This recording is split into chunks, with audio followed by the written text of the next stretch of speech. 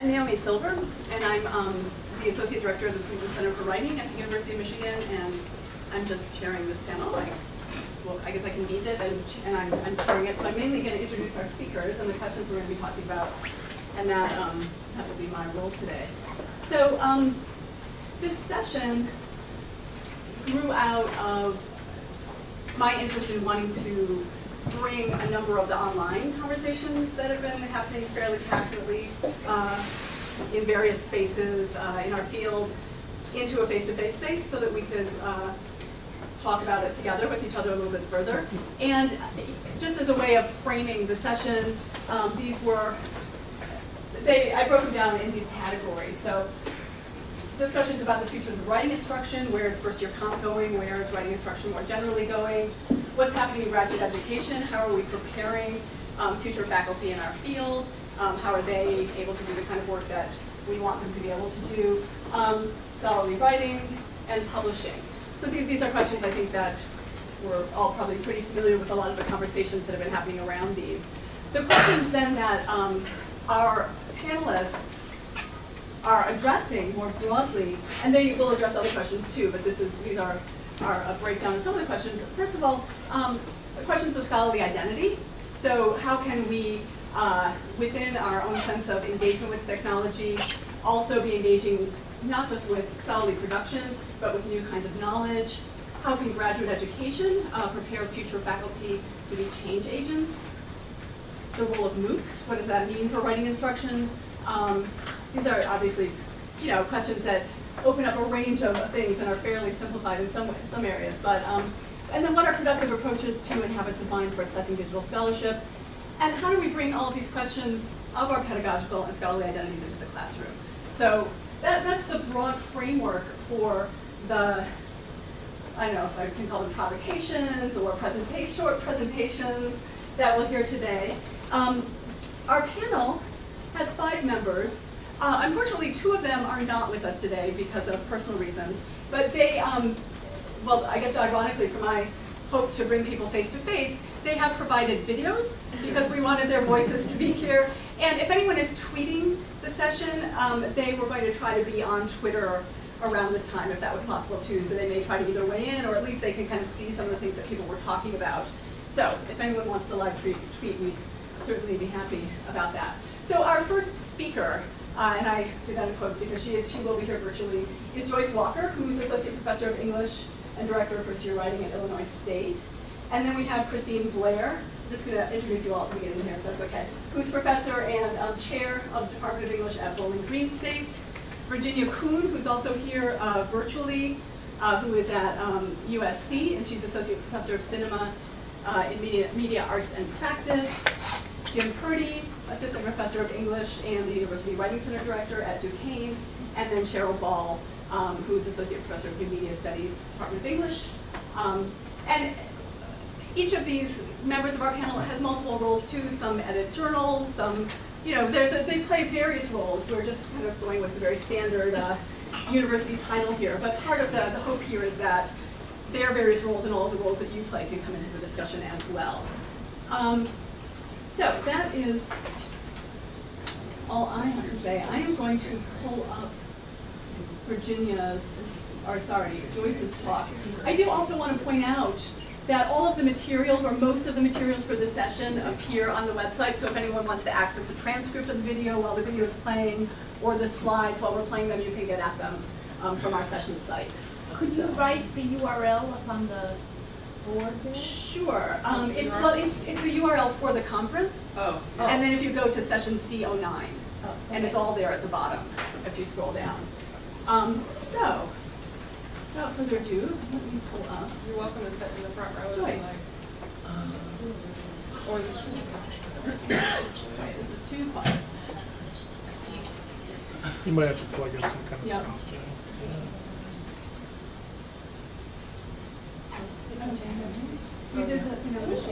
It's just playing here. Or speakers. That's a darn good question. Wouldn't that be a bad thing? Anyone have speakers? Yes. Thank you very much. And they're cool looking. Yeah, he is reaching Oh, I an was just essay. gonna have you talk him over, but Okay. That'd be safer than him. I was in softball. I got thrown for it, sorry. Now we have to buy the cable. Every other cable on Oh, demand. this is it. You don't have to pack. It just plugs in. That's kind of exciting. You can log it Bluetooth, but I thought I had the connection. Yeah, I doubt this computer will do Oh, Bluetooth. here it is. Here it is. Cool. Huzzah is correct. Thank you. Yeah. Okay, so we've got those things in here. Yeah, I know, right? Like how many CW scholars is You they? probably should plug in the USB and the other one just because I'm not sure it's completely charged. Oh, both of them? Okay. Yeah. Awesome. Which is which? And the button's on the top side.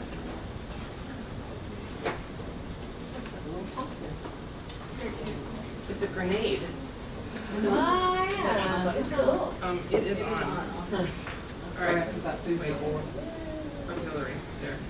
Try that. All right. Finger it ticking. Let's try this again. It's ticking. It's fun. Hello to everyone. Oh, there you go. Who's writing this today. Is that a little better? Oh, yeah. Let me mention as an aside, next time somebody tells you we only need to have face-to-face conferences anymore because we're all so wired, just tell them they're wrong. Like, I'm really sad not to be your person with you all, but in the interest of trying to participate as much as I can, I'm going to try to offer some hopefully thought-provoking ideas in this next 5 minutes.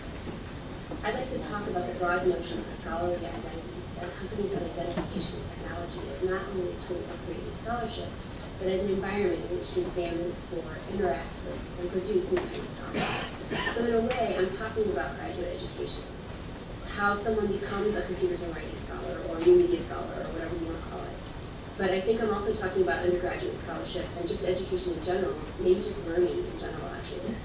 In Jim Curry's bit coming up here shortly, you're going to hear some ideas about how we need to reconceive the activities of scholarship. Additionally, even though I'm not there in person this year, I know that at some point Carl Stoley, my co-hero, is going to talk about how we all need to think about being digital scholars in terms of what it means to understand the methods through which digital environments are created and how to produce them, i.e. learn to code. Chris Blair, also coming right up, is going to talk about the activities involved in actually creating new scholars, so what grad programs need to do and what they need to look like. I think what I want to do most in starting out this conversation is to think about this notion of our activity as digital scholars. What is it that we need to know how to do? What kinds of artifacts and relationships do we need to create in order to call ourselves digital scholars? So here's what I've heard.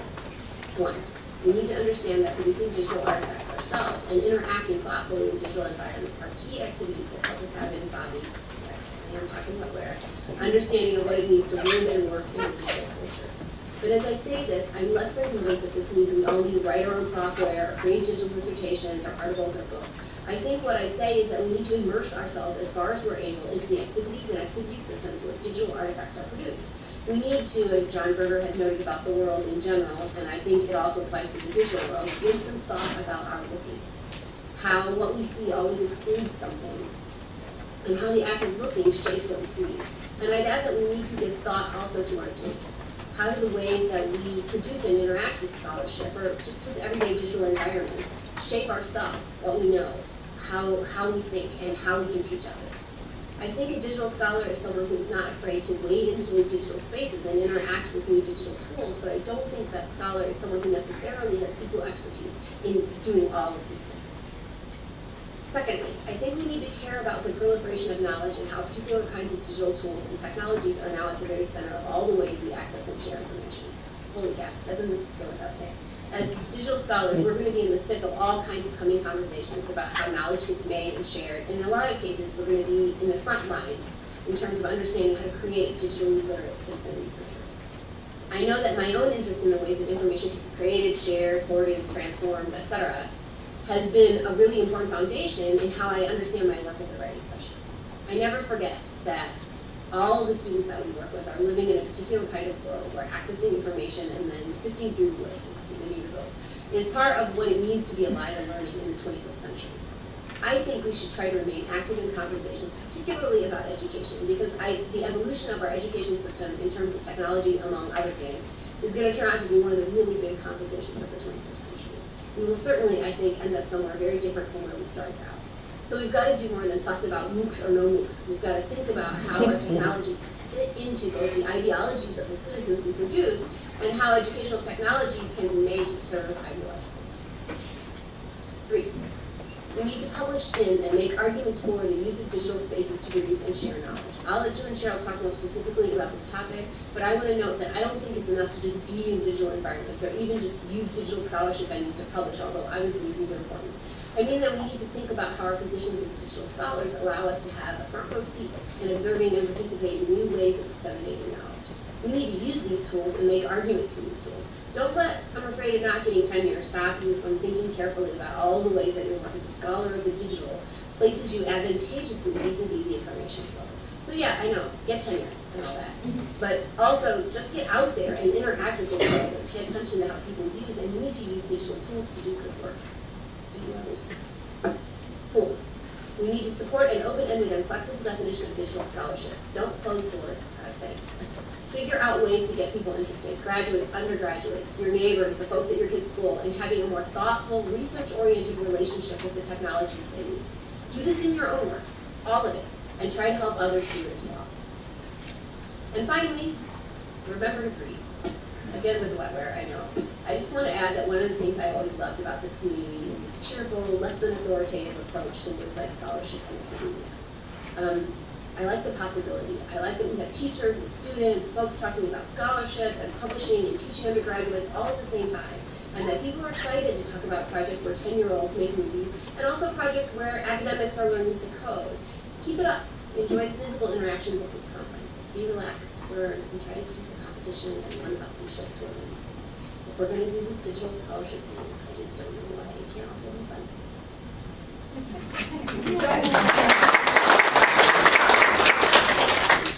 And the transcript, as I said, is online if you want to hear visually what she said. And so next we have Chris. Are you up here?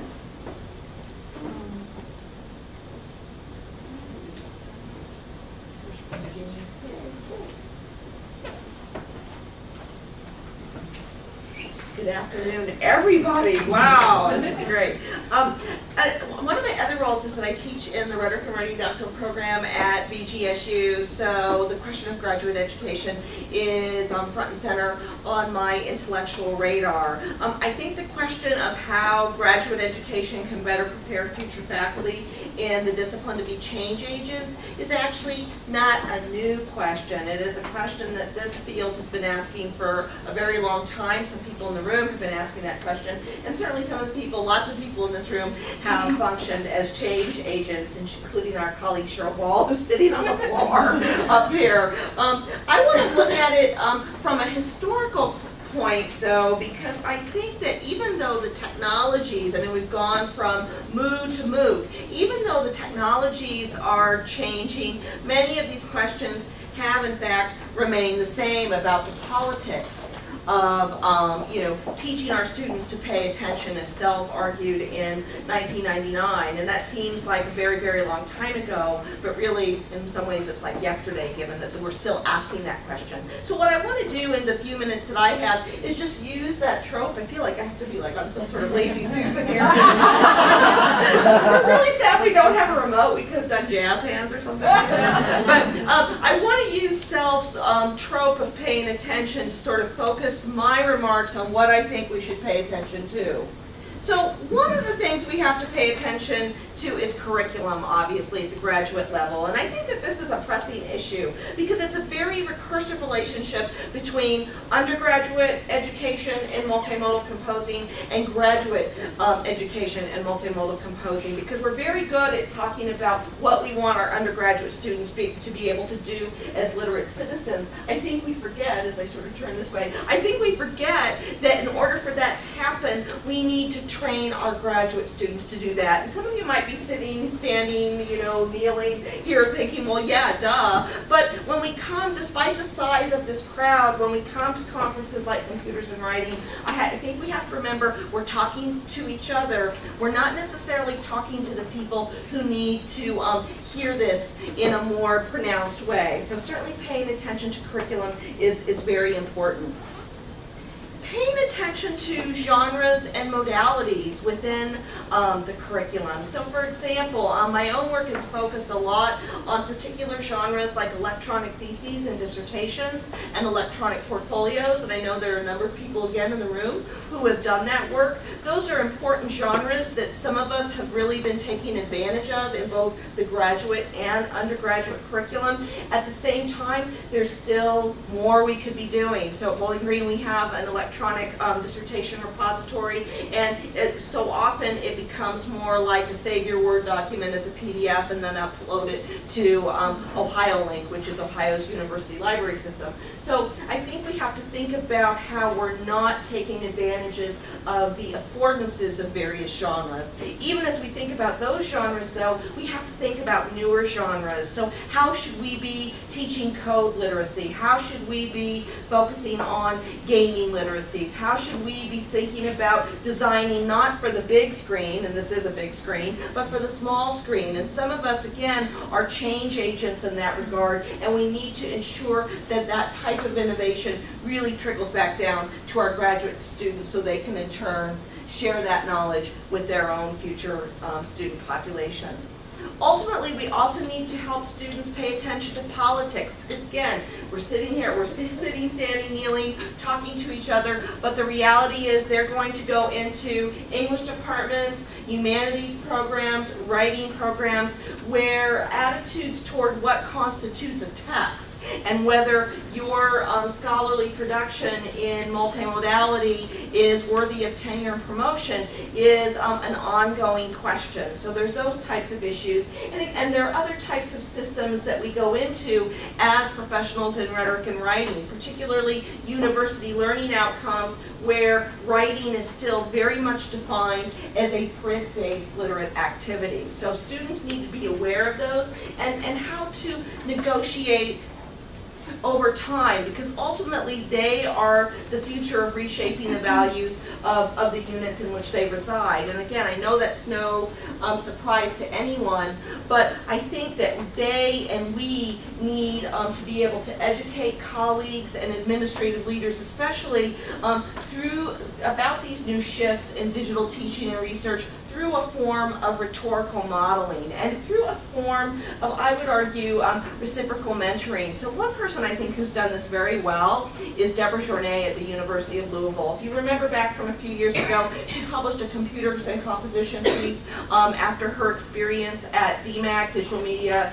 and Composition at OSU, where she talked about how she was reinventing herself as a scholar through these new media multimodal genres. She went one step beyond that, though, in advocating that senior faculty need to take a leadership role, and so what she ultimately started doing and has continued to do is work with graduate students and other colleagues at Louisville to publish, multimodal scholarship, first in her piece in Computers and Composition Online with some folks who are in the room and others, Digital Mirrors, and then certainly her edited collection associated with the Watson Conference that Cheryl and Brian are part of, the new work of composing. So there are lots of models that we can point to, but again, it needs to be very recursive, and it ultimately needs to be very intergenerational, because ultimately sustaining our relevance depends on it. We've got to do something. Anyway, thank you. Okay,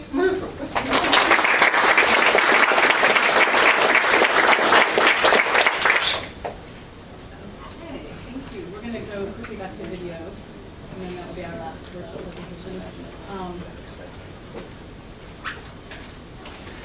Here is Virginia Kuhn's MOOCs as filled texts. Hello, I'm Virginia Kuhn. I wish I could be physically present, but I want to thank my colleagues for allowing me to participate in this way since I can't be there, and I want to thank the audience for bearing with me. I'm Associate Professor of Cinema in the newly formed Media Arts and Practice Division of the USC School of Cinematic Arts. One of the key questions around which this panel is organized concerned MOOCs, massively open online courses, and their impact on first-year composition. And it's no wonder. Even the most cursory search of the Chronicle of Higher Education uncovers copious articles that reference MOOCs. But what's even more revealing is when these references occur. 3 years ago, there were 12, but in the last year alone, there have been 290.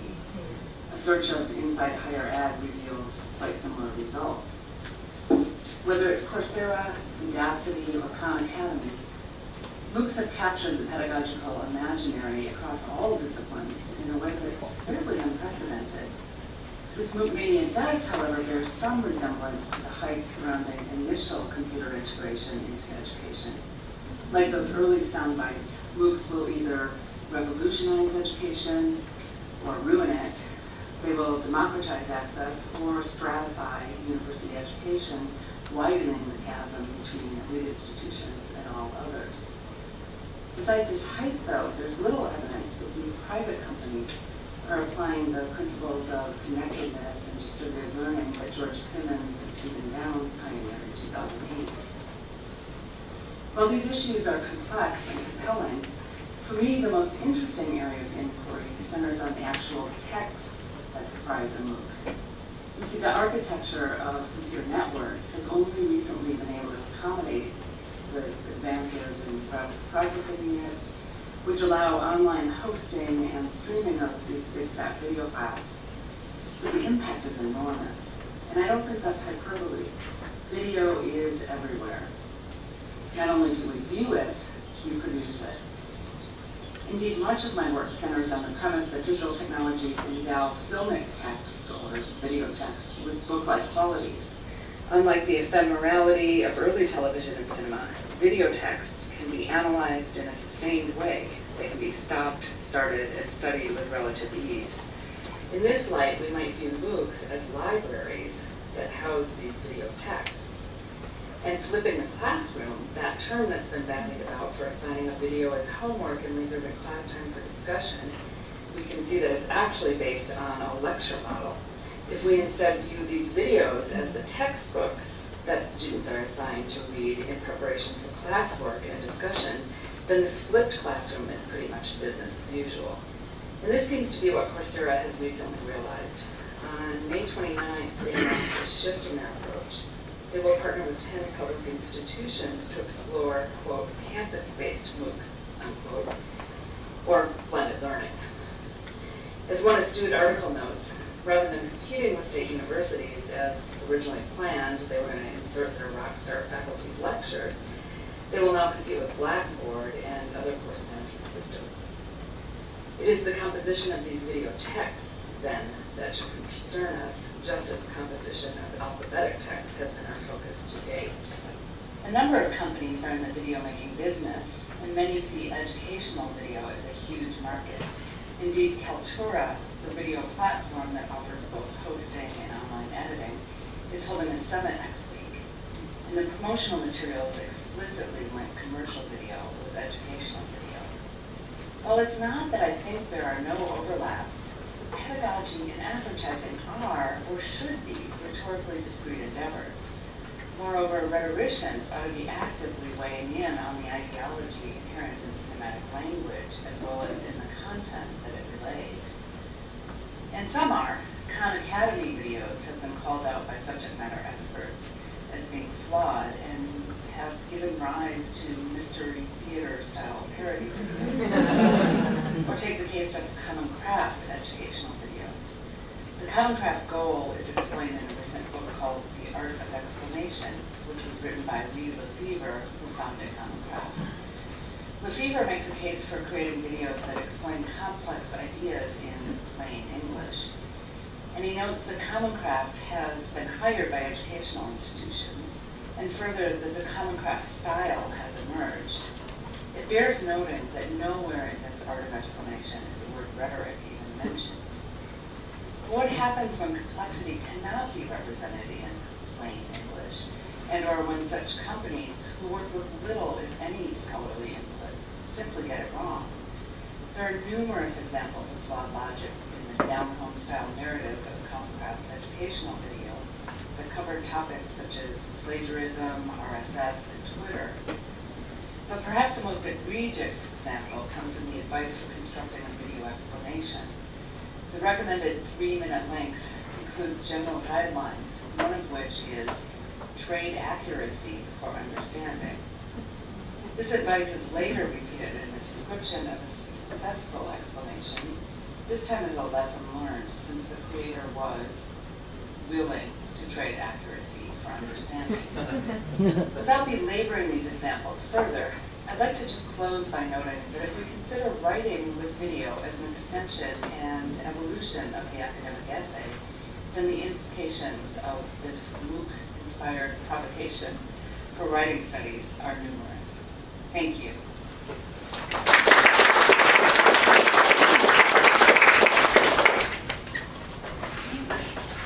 Anyway, next up we have Jim Purdy. And Open the doorway if you want to find some floor space. yeah, I'm not sure where to tell you to go, but please come in. I'm really pleased to be speaking with and learning from this esteemed panel today, and I'm so glad to see you all here. I apologize that that's my back to some of you clicking through this, but thank you for bearing with the setup in here. Today I'll primarily be addressing the question, what are productive approaches to and habits of mind for assessing digital scholarship, which touches on the futures of scholarly writing.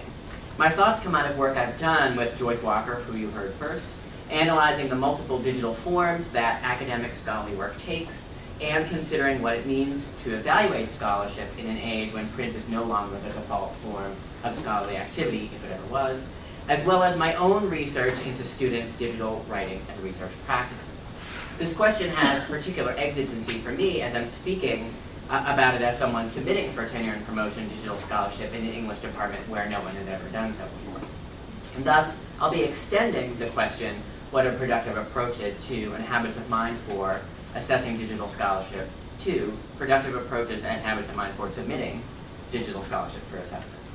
I realize too, like Chris was talking about earlier, that I'm preaching to the choir with many of these habits of mind and approaches, but I hope that you still find a discussion of them to be valuable. The first I want to talk about is the need to move beyond print paradigms. Digital scholarship, as we know, does not look like print, and it shouldn't.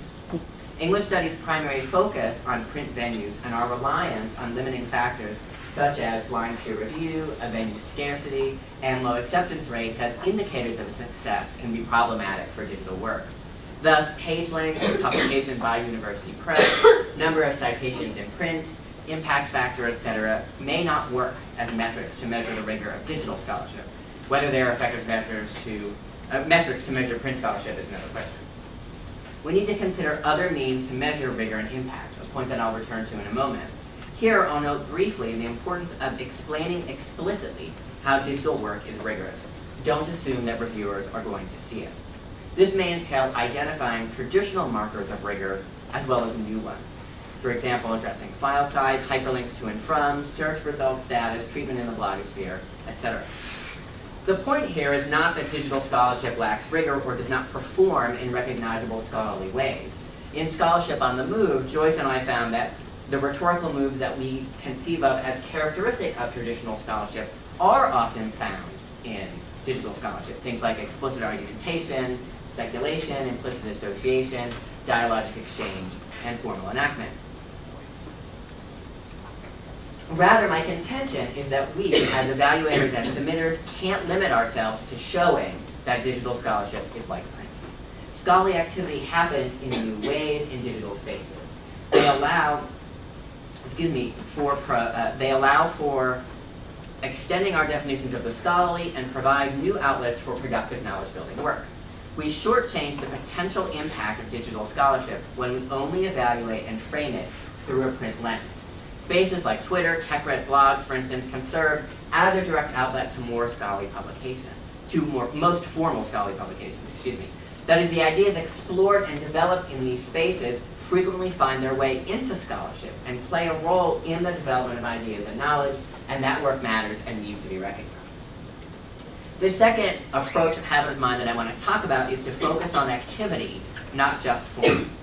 The recognition that digital work both replicates traditional scholarly moves and introduces new scholarly moves presents some challenges to those of us interested in promoting the value of digital scholarly work. We need to develop expanded categories of scholarly activity so that non-traditional practices might be identified and valued. We'll also need to develop ways to assess faculty contributions that take into account both the content of these productions and the influence that these texts have on the scholars in the field at all levels. One way to begin to do this is to focus on activity more than form. I'm not sure exactly what this would look like. Joyce talked about some ways that she's thinking about it, but it could include attention to the reception and uptake of our scholarship in the following ways. For example, rather than just tabulating the number of citations, explaining in what journals and disciplines and by what scholars' work is taken up. Doug Imans has done some important work in this in outlining a system for classifying the types of citations made to a text, including things like hyperlinking and the kind of hyperlinking. We also need to ask new questions like those that Joyce and I asked in the close to our profession piece on valuing digital scholarship. For time, I'm not going to read all of these, but just highlight that we're interested in asking things like what kinds of knowledge or ideas does the text producer challenge, who uses it, who interacts with it, who has shared in the production, can the authors of the community responsible for production claim expertise in the subject matter. The third approach that I want to talk about is educating your colleagues, and several of the folks on this panel have already talked about this. Despite entrenched notions of what constitutes scholarliness in English studies and the glacial pace of change in academia, change in academic research and writing practices is coming, or arguably is already here. In his opening chapter to our edited collection, The New Digital Scholar, Randall McClure synthesizes recent studies of students' internet behavior and that report the vast amount of digital information that today's primary, secondary, and scholarly students encounter. This 100,500 words per day, and the significant amount of time that they spend engaging with and consuming that information, nearly 12 hours per day. You may already be familiar with the numerous Pew studies and the wide white paper that provide additional evidence of the ways our current and future students use digital technologies for writing and researching activities. In a chapter for Randall and my forthcoming edited collection, The Next Digital Scholar, Laura J. Davies provides a particularly relevant example from a JISC study. You may be familiar with JISC, the Joint Information Systems Committee out of the UK that studies the adoption and use of digital technologies. They did the study of 17,000 next-gen doctoral students at 72 institutions of higher education about how they conduct research. And here is part of what she found. Sorry, I'm getting ahead of myself. Doctoral students turn regularly to Google and rely on digitally mediated resources and secondary sources over printed texts, archival documents, and other primary sources. And these are our next generation of professional scholars. But rather than despairing at these findings, Davis asserts that it would be preemptive to see our students' digital research habits negatively only because they don't match the methods we were taught and believe credible.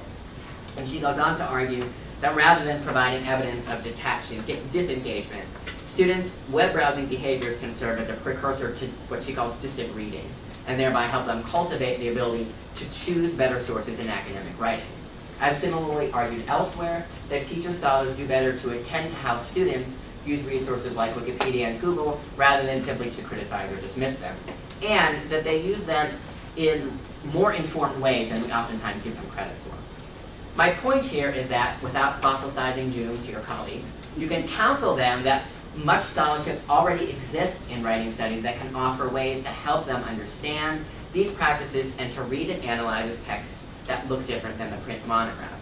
As part of this work, I think it's useful in educating colleagues to remind them of the relevant position statements that already exist within our disciplines.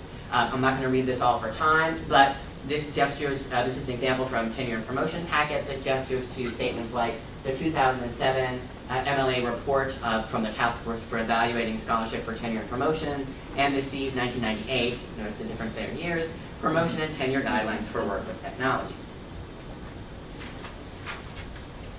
The final habit of mine that I want to talk about is to recognize how our approach to assessment is born of logistical and practical concerns and ultimately meant in some ways to convenience reviewers.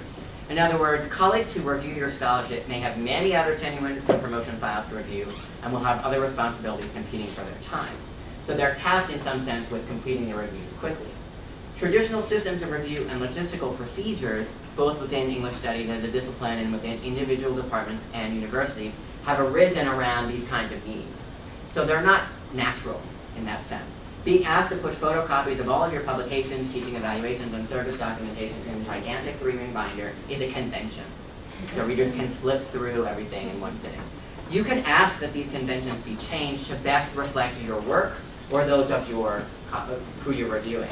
You can provide a DVD, you can be brave like Trobala and make a gigantic website with everything. You can offer a laptop with wireless connectivity. There are things that you can do to help shape the process to best reflect your work.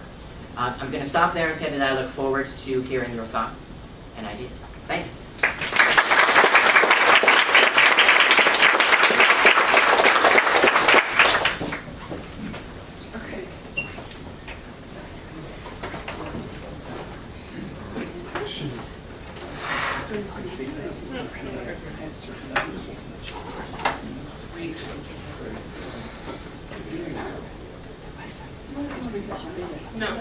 No, am I in the way?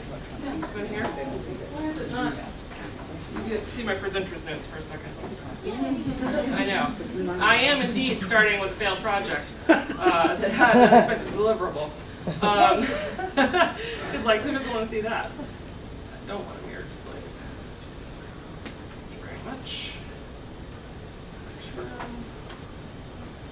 Okay. All right.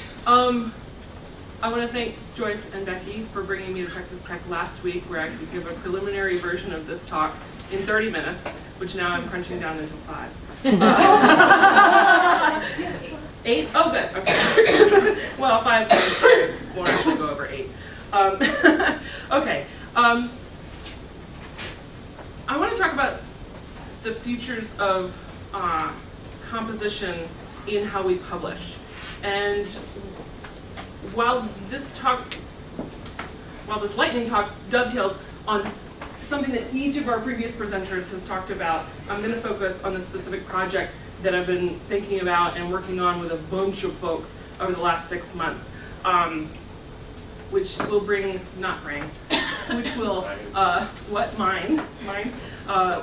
boutique data in writing studies.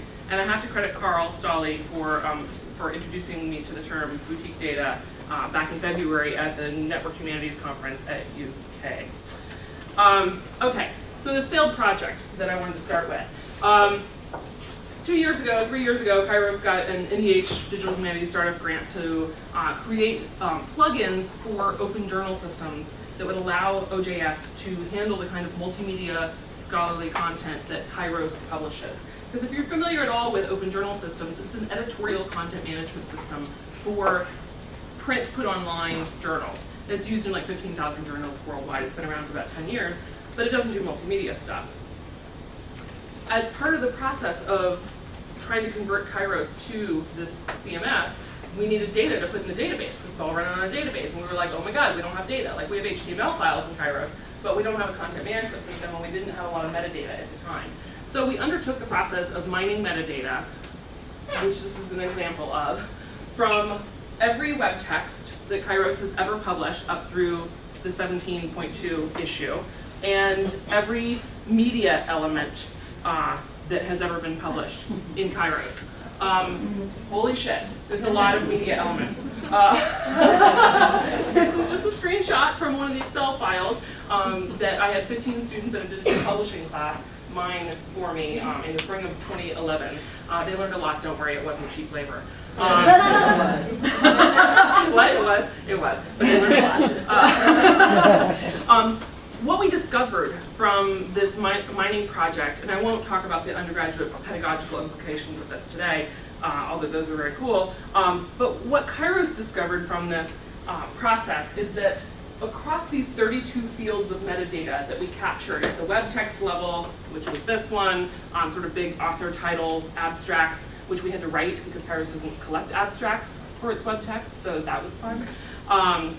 And down to the media element level is there's this shift which happens, and when I say what it is, you're going to be like, duh, between issues 1 through 10, which Jim Kalmbach in his Mining the Archives article from our 10th anniversary issue broke down into sort of the baby years and the adolescent years and sort of the growing pains years of Kairos. And then there's a shift that happens at issue 10 through issue 15, 17 in the kinds of media files that we publish, which makes sense as you see the rise of web design happening and different kinds of file formats coming to fruition, like CSS and JavaScript and movie files and whatnot. And we got all of that from the data. I mean, this is anecdotal evidence that you could look at the journal and say, yes, of course, in 1996, when Kairos started publishing, we're going to be publishing HTML files and maybe a couple animated GIFs, God forbid, but it was 1996. Now we have lots of HTML files, lots of JavaScript files, lots of movie files, lots of CSS files, etc. However, one of the other things that this metadata project revealed was that this one says page title, and this one says alt text for all the media files. There's a lot that were blank. Not good, not accessible. So one of the things that the metadata project allowed us to do was make our design editing processes and our submission guidelines more strong so that we could make sure that the web texts were accessible into the future and usable, and etc. While we couldn't get OJS to do our bidding, and we couldn't get it to incorporate our multimedia content into its system with a $50,000 grant, it just wasn't enough money. The deliverable that was great that came out of this project was over 1 million points of data that we captured about the history of Kairos, which is a pretty important data set. And so then I got kind of geeked out about this data set and what are we going to do with it? Well, there's all sorts of research possibilities that like I as a single scholar cannot even begin to tap, right? Like Doug and I have 7 articles with Kathy Gossett, who helped us come up with the metadata schema that we mined. We have 7 articles that we want to write, and we can't find the time to do it, right? And that's just the 3 of us. So like, what can y'all do with the data? Which got me to think about how do we present this data to the field? How do we put it in a location where you can get access to it in a usable form? All right? So Chris Blair mentioned earlier the new work of composing, which Jim Purdy is also in, and this is a screenshot from the index of the book, The New Work of Composing, that Truman and Deborah and I worked on. One of the ways that I began to think about piloting how to publish the metadata early on was through The New Work of Composing, where we asked the authors for that book to go through the same processes that we did to mine the Kairos metadata, and we simply just stuck the Excel spreadsheets on each chapter. So if you go to The New Work of Composing, which is published through CNC Digital Press, you can download the Excel files of all the metadata from every single chapter. You can also download the entire book, which includes the metadata files. But that's clunky, right? We were doing a lot of prototyping in this book.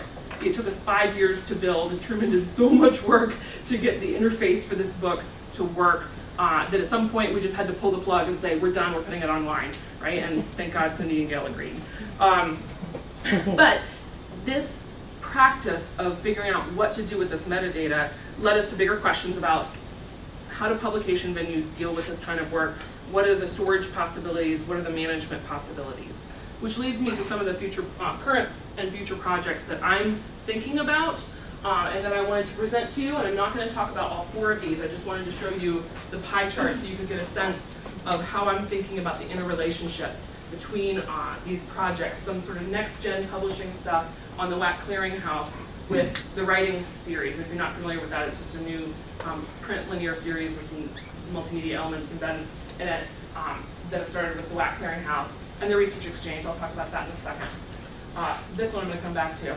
We want to build a new content management system that will be able to house the kinds of multimedia content that journals like Kairos publish, that also might be useful for places like the WAC Clearinghouse, where it's not just Mike Palmquist running this entire academic press by himself, right? I mean, that's a lot of work. So like, how can we help each other? How can we help all of the independent journals and presses that are in our field and some of the unique work that they're doing?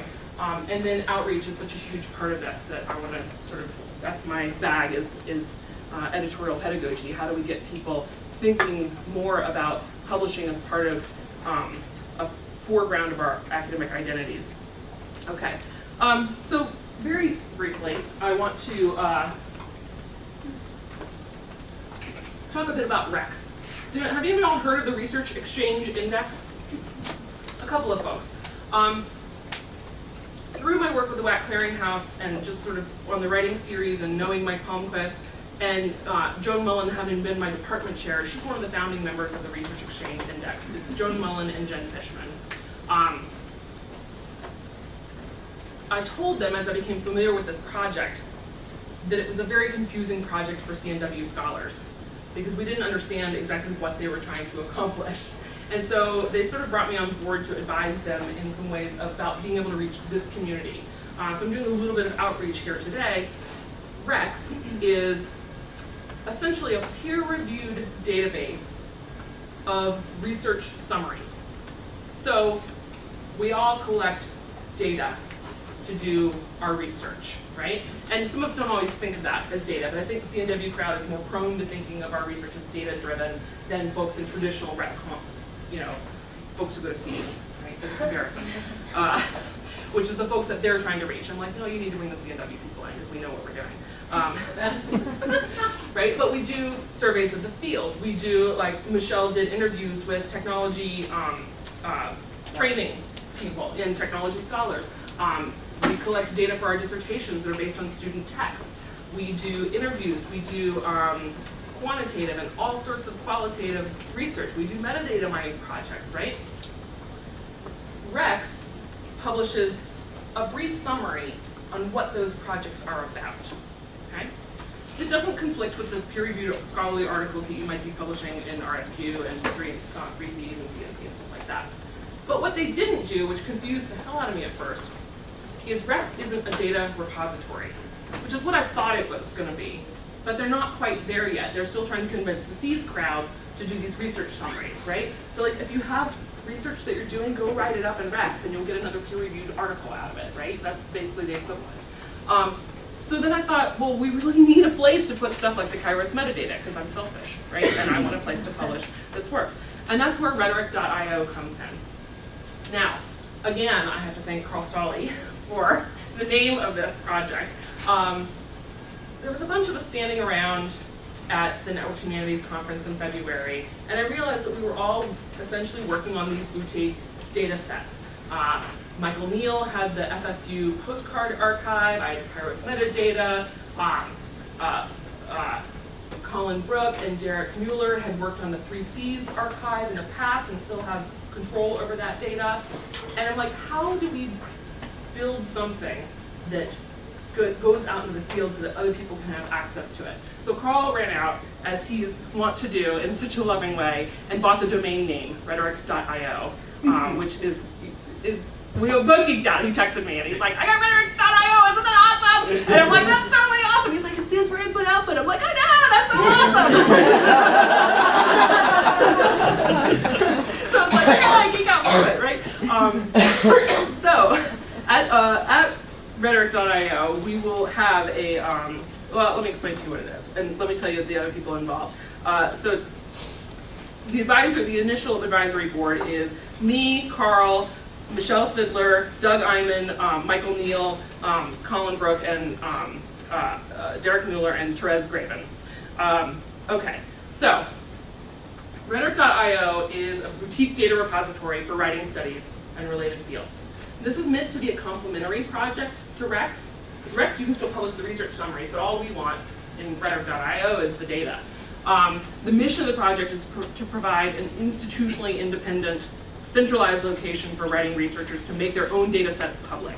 Okay, we're not going to peer review or anything. We just want to make this stuff public so that people can access it, right? So that researchers and non-academics alike can find and further conduct research based on these data sets that we have. They might do analyses and visualizations. I'm so out of time, aren't I? I'm almost done. This is my last slide, actually. Here's a screenshot from the app that Carl has built us in the last couple of weeks to add a new data set. So the first round of this project is finding out what kind of data people actually have, okay? That's step one, and that's what this does. The second part of the process is taking some of the data sets that we have already available and trying to build, and Carl will help me with the language here, we're gonna build an API that's driven by JSON tagging guidelines. so that we can have sort of a standardized way of interacting with these data sets. Sure. We're going to serialize all of the data in JSON, which is a really lightweight data interchange format. It doesn't require the firepower you have to bring into XML and things like that. The best part is that you can process and parse JSON right in the browser. So all kinds of little boutique apps can be built without a huge server infrastructure on the backside to do that. So eventually we'll be releasing libraries and that provide wrappers for different languages to interact with this data, and coming up with ad hoc ways of serializing data across the field in ways that are geek worthy. Yes, yes. So that's why Carl is sitting right here with me, because I could not have given this presentation on my own. So the great news is, while we were having this session, Carl finished the website. No, I didn't. No. I'm just kidding. That's a placeholder. So if you go to rhetoric.io, there's a placeholder. We'll have the app available. This thing. This thing. And you can go to the GitHub repository is there. So if you want to clone it and set up RVM, like all you have to do is like, I'll write a README file. Yeah. It's So, but it will be out in the next couple of weeks, where you can go and start helping us do some initial data collection, so that then we can figure out what those JSON specs will be. Okay. Thank you.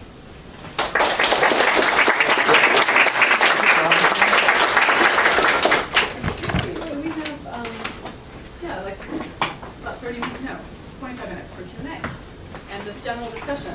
I don't know if people want to, how do we want to do this? As my stand up in the room.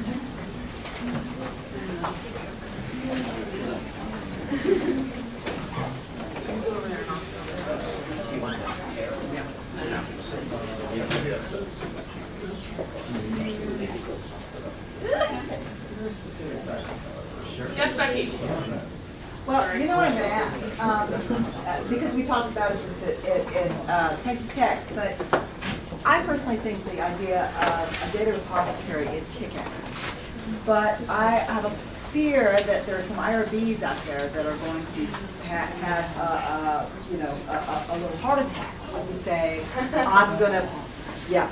I dealt with this because I did this wiki where part of the job was that the students had to not only interview a scholar but transcribe those transcripts and put them online, openly available on the wiki. Yeah. And in that case, if you're dealing with public figures, it was not, I mean, I had to teach about 3 or 4 people what this meant, but I got it through. Yeah. Now, it's going to be more of a challenge when you're working with students. But I think we're going to have to just figure out standards for anonymity. Well, and I agree, and I think what we all ought to do right now is either retroactively or actively on current things, saying that one of the ways that this might be published is anonymously online in a database. Yeah, and just start the education process within our fields of saying, when you're talking about your the longevity of your data in your IRB, sciences post their data all the time, right? Oh, They yes. make Oh, it, yes. they But- have to. But So- it's not, there's still a divide in the science community between the medical community and the rest of them because of patient privacy. But one of the things I did with my IRB that helped, I think, in my process is the consent form was online. There was a consent form, and then there was a 3-stage. Do you agree to X and Y and Z? And so there was a single screen that said, when this transcript is transcribed, do you also give permission for it to be put up and openly available as open data? I even defined open data, consent form, all that. And that's, I think, one of the ways to do this. But yes, it's becoming more heard of. Well, and what we need to do is have models that are actually on the database right Yes. there about how to do this kind of thing and how to model it in your IRBs so that we can take it to our committees and say, yeah, this is cool. And we will. I think the problem, I mean, when I had to apply for my, they asked, how long are you going to keep the data? And then, like it needs to self-explode after, you know, Right. 6 months, But in and fact- no one will ever figure it Yeah, out. but in fact, it doesn't need to self-explode, right? Like if you apply, phase 2 of rhetoric.io is becoming a preservation location for when we apply for federal grants and they want to know what your data sustainability plan is. Like, It it's would be not nice going if to you could help it, I self-explode. mean, because we would have to apply for exemption then. I mean, that would have to go into my IRB form Right. to say, no, I'm not going to self-destruct this in 6 months. Right. And I want to, yeah, that would be helpful, because I'm sure a lot of us The nice thing is we're hitting this at the right time because I know the head of our office of compliance. And the IRB folks have figured out they've gone too far. And they're trying to figure out ways to come back. And this is even happening with human subjects in privacy issues because a lot of the patient community is now saying, hey, I want to give my data away because I want some scientists to figure out how I got this wonky disease. So it's starting to come back, and I think the next couple of years, it really won't be that much of a challenge to engage. And one way to help too is to be on your IRB. Yeah. You know, sit on your, even though that, I know that's a huge, you can educate from within. I mean, it's a way to, you know, if you're the representative for your college or however it works at your university, it's a way that you can talk about these issues within that community because a lot of those folks are asking the same kind of questions about the data within their field. So and I may have missed this, Cheryl, during your presentation. Is one of the goals to actually anonymize all of the data? That's up to the researcher. Okay. Can I say something Yeah. about that? Because one of the things that we want to do just at first is to gather the data and figure out just what is out there, because we don't even know that yet. But the second thing is because I worry about like these totalizing systems, like one central brain that has all the, like what I want to do is actually do some things with distributed computing. So if you participate in this and share your data, that we have almost like a Tor-like network where everyone who participates also is a curator of an exact copy of the data, and we distribute that everywhere. Okay. So then if somebody gets pissed off, they can just take their data, but there's still these other copies there, so that there's not like a central place where all this stuff lives. Okay.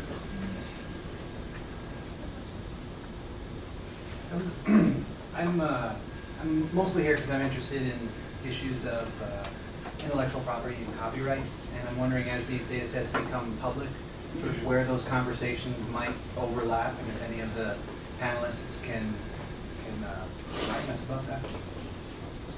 We don't know. Michelle. Panton principles, open data in science, they have this all laid out. They argue that you just do public domain on your data.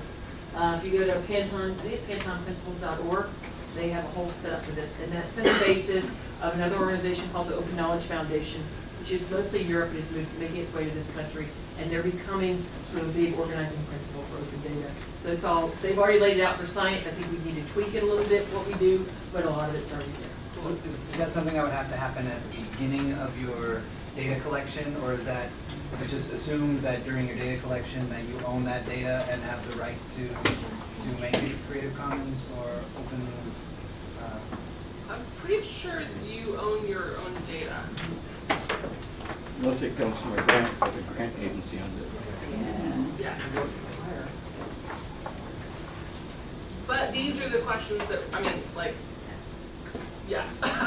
This is why we have an advisory board. So that we can figure these out. And so if you're interested in helping us think through some of these things as we move forward, that's part of the app that Carl has built, is to say, yes, check, contact me for further involvement. I have a question for Christine, or anybody really, but you're talking about educating graduate students to be change agents. What do you think about educating undergrads to be change agents? I think that it's a very, as I said in the talk, it's a very recursive relationship, and I think that we have a lot to learn from our undergraduates, and I think in one way we're looking for ways through graduate education to bridge the gap between what our students do in terms of literate activity and what we do. So in some ways it's inseparable. But yeah, I would agree that certainly we're looking for our undergraduates. We're trying to equip them with the functional, critical, and rhetorical, a la Stuart Subler, literacies to be literate citizens. And in turn, they teach us as much as we teach them, for sure.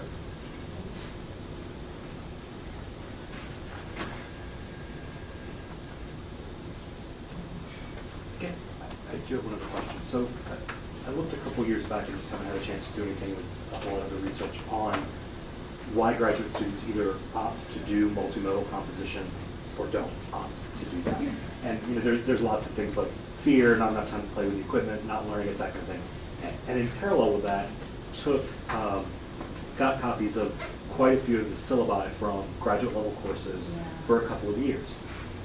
And what I found in just our school is, outside of a production-based course, So something that the express purpose was to develop multimodal composition, it didn't get mentioned.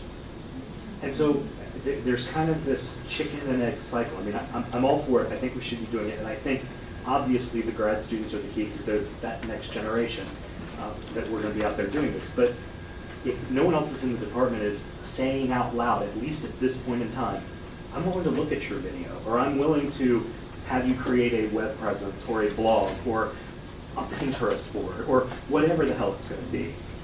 How do we get there? And so what kind of conversations are you having with the folks in your departments that don't really like this whole new media thing and aren't really sure that it makes sense? Because otherwise we're just going to keep spiraling in this, we ought to do it, grad students are the key, we don't ever make them feel comfortable enough to do it, and we'll be here 5 years from now still having a conversation. I think part of the issue is, it gets back to Truman's question in some ways, because that's really it's a research methodology question, right?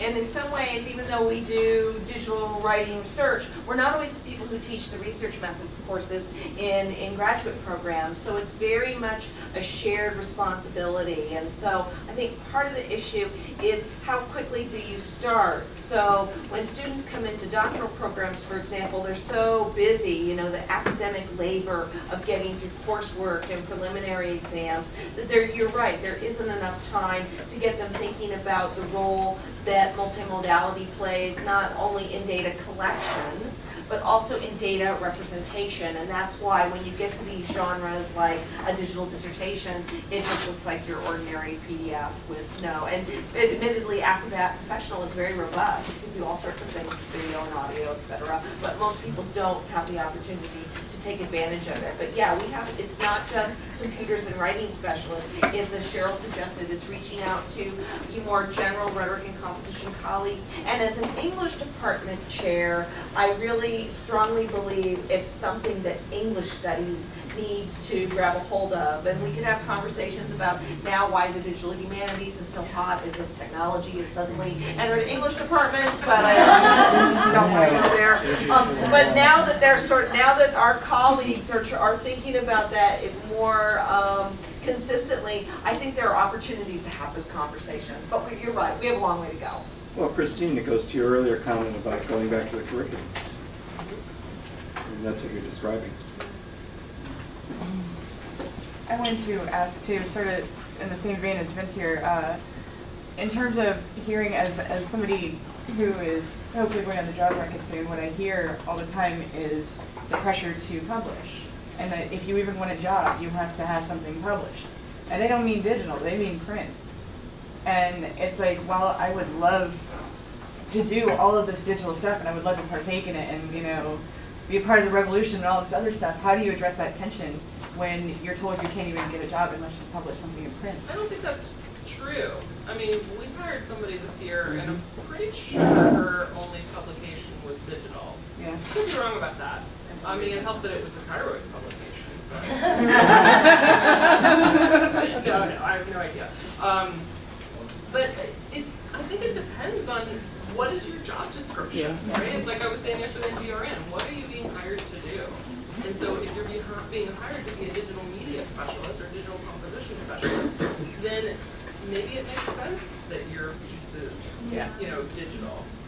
I think you can also sort of address that question a little bit by being upfront about the ways in which the work that I'm doing, why is this scholarly, why is this rigorous, what's going on with this particular work, and have that as part of the scholarship that you send in, with your job packet, and kind of, have a head note or talk about, so that it's not left, to be transparent, but be explicit about this is why I'm doing this work, this is why it's important, this is how it's rigorous, this is what it's doing, to hopefully help to stem off that question. It's a difficult situation for folks on the market.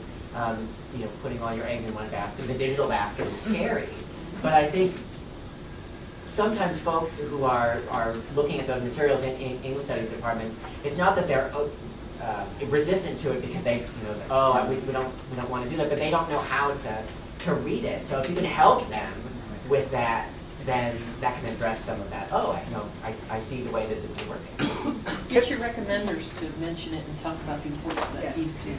I just want to add one thing to that real quick, because I think what James is saying is absolutely right in terms of explaining the work, both in terms of job seekers, and I've shared enough searches lately to see some job seekers, and also in terms of the tenure promotion processes too. But it's really also critical for people to remember that this process is always, always, always local. It is not true that you have to get tenure someplace, you have to have a book published by a major press. That's just not true. And I can name I can name more people in my department who do not have anything more than 2 or 3 articles published, who are full professors, than I can the other way around. Now I teach at a different kind of institution. It's not an R1, but I teach at Eastern Michigan. But the thing is that one of the things that institutions like Eastern Michigan are able to do is, because we have a very liberal idea of what counts as scholarship, we embrace a lot of this sort of thing. There's a reason why one of my colleagues is Derek Mueller, and I happily chaired that search because we were able to hire him over in R1 because that R1 told him, well, no, this stuff will not count as scholarship. And he said, I don't like that very much. So that's something to think about as you work on these projects as graduate students and as you contemplate your tenure and promotion travels. Yes, thank you. I didn't need to stop it. That's how they become agents of change in their jobs. The NSF, if you've ever done an NSF grant, you have to do a biosketch. It's a one-page vita, essentially, of the most essential information about you for this grant. It used to say 5 relevant publications. Now it says 5 relevant projects. It's, I can't remember, publication, project, or project. And it includes data sets and those kinds of things in there. So this tide is turning. Cool. That's good. As an undergrad here at Frostburg, I have to ask, it might be an obvious question, but do you think that maybe like people, someone's comment earlier about people being able to actually read the work that you're doing, do you think that the people, professors, their technology skills are what prevent them from this scholarship accreditation thing, because I don't know, as an undergrad student, it's really frustrating to see one of my professors stand in front of the computer like it's an alien, like, what am I doing here? I don't know, it's kind of frustrating. I know. I guess it's, I don't know if I phrase it that way. You did. Well, I think part of it is that, when we talk about teaching people to, compose with technology, you always have to think about it from, what is the point of entry? So we try to develop curriculum and pedagogy that allows that safe space. I think sometimes we have to remember that faculty need that safe space as well. Yes. And if somebody's up there kind of flubbing with the mouse and not get, something's going wrong, because something always goes wrong, right? That's their starting. That's their starting point. And yes, maybe they have a long way to go, but I think sometimes giving them the credit, not that you're not doing that, but giving faculty the credit for trial and error, because we've all been there as educators. We try out a new tool and it's like, oh, it's not working. Or even when something you know very well is supposed to work, like Skyping with a big visiting scholar, and for some reason the class can't hear them. These are the things that happen. And I was in a panel earlier this morning where I said, these kinds of things are worth the risk. Because I think the flip side of that is being so invested in your authority and your ethos as a professor that the result is I would rather not use any technology than look as if I don't know anything, or that I've lost that authority position with my students. And that happens too much in undergraduate classrooms and in some cases graduate classrooms. And that connects really nicely, I think, with James G's talk about expertise. This notion of if having to know it, to know the technology in and out before using it, which is not really feasible a lot of times. You have to dive in and kind of be willing to do the trial and error that Chris is talking about. And sometimes that means you look foolish, and sometimes that means the folks in your class know a lot more than you do about what, and to be okay with that, to accept that. Hey, So much to talk about. Everything you guys brought up was so important, and I'm engaged with all of it at every level. What's occurring to me right now is, things like iAuthor for iBooks. Georgia State is one of the 10 institutions that signed on to the Coursera contract. We've had course management systems rammed down our throats for decades. And most of what you guys were describing, both programmatically and strategically, and some of the newer initiatives, have more to do with like sort of a do-it-yourself. We're going to build it. We're going to make new initiatives. We're going to create spaces. How do you guys react to things that make it easier for faculty and students, or that make it more accessible, like creating an iAuthor book that you can just then throw on a little retro bookshelf on your iPad? Just for instance, that's just one example we could pick on. Is it good? Is it bad? Is it going to accomplish? It doesn't matter, right? Like, yeah. MOOCs, whatever. Because like the people who want to use MOOCs are going to use MOOCs. The people who want retro bookshelves are going to use bookshelves. But like the perennial problem in writing studies is that we have unique needs, like as every discipline does, right? And so these things aren't built for our needs, and particularly when it comes to scholarly multimedia, there's just nothing out there that does what we need it to do. And so if that means that we have to figure out how to build it, or collaborate with people who can build it, then that's going to be our thing on the bookshelf. Right. I think it's about educating, ourselves, our colleagues, systems administrators, to the affordances of various digital tools. So certainly CMSs, LMSs have their logistical strengths, but at the same time, how do they limit what we want to do in fostering, feminist pedagogies, student identity, faculty creativity, design over template, code. Those are the issues, for sure. Yeah, code. But you like that, right? Yeah. Good. Yeah, the problem with that, Christine, is only 30% of faculty have that level of powers and 70% are adjuncts. And they have to take what they're given. It's true. So, there's some cutting edge programs like, UGA, Georgia Tech, where they build their own programmatic stuff. But outside of a handful of R1s, Texas Tech did their version of it. That just doesn't happen. So how do you have that fight in situations where you're going into battle on art? I'll let Cheryl answer Well, I was thinking maybe that. No, I was actually thinking of an answer. Yeah, right. Thanks, Chris. No, it's about sort of acknowledging those material conditions. And looking for ways, and getting back to this notion of graduate students as change agents. It's becoming a political change agents for people who occupy the position of WPA. And I think it's about partnering and collaboration, finding people who have the skills and talents to build these new spaces and make that point of entry for the continuing cohort of adjunct faculty who will be teaching first-year writing, for example, to experiment as much as they can. But the whole freeway flyer scene, of teaching 2 classes here, 3 classes there, you're right, that's not going away. And so there are no easy answers to a difficult political and economic question.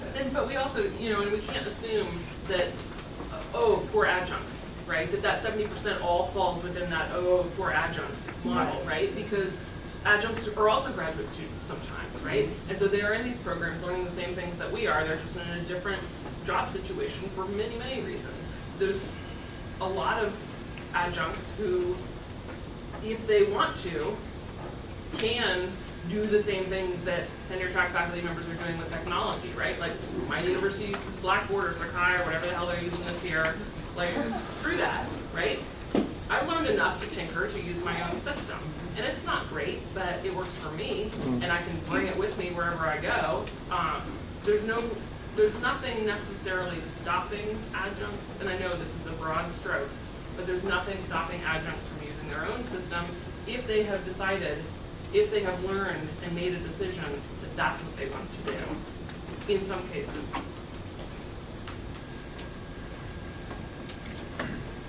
We have time for, well, we have a minute left. We could have time for a short, one more short question. Anyone have anything else? Thank you all very much.